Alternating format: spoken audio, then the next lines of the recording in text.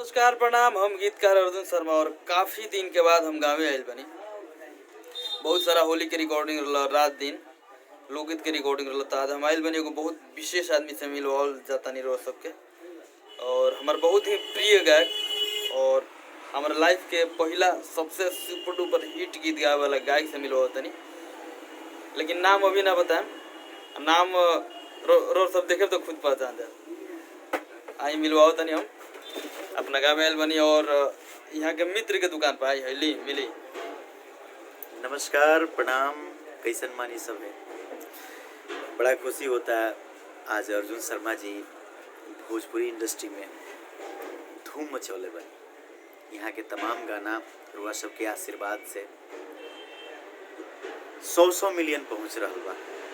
और आज से ना बहुत पहले से हमनी के दोनों आदमी एगो भाई के तरह, एगो मित्र के तरह रही नहीं जा। घरेलू संबंध बा यहाँ से परिवार के जे भी सदस्य बा ओकरा से।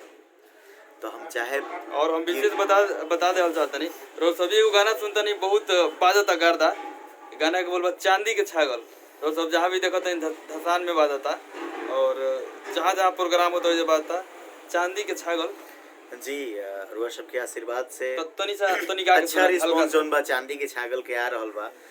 न्यू खोटा वीडियो सीरीज से गाना रिलीज भइल बा। अर्जुन जी लिखले बनी, सतेंद्र जी म्यूजिक दिले बनी, राज भाई और खुशी जी डांस करे बनी। बड़ा अच्छा रिस्पांस आ रहल बा। तो हम चाहे कि ये गाना के रुआ सब सुनी, ढेरों आशीर्वाद प्यार दी और थोड़ा सा गुनगुनाएम। हम उपस्थित बनी मित्र के दुकान में, हमारे मित्र बानी वहाँ के दुकान बा। तो हमने के दोनों भाई मिल के गायब जा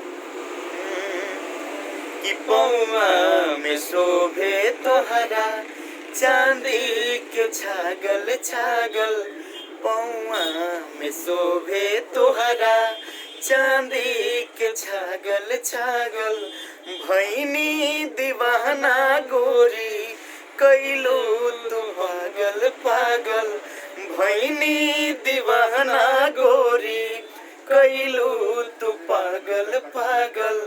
पौआ में शोभे तोहरा चांदी के छागल छागल, पौआ में शोभे तोहरा चांदी के छागल छागल।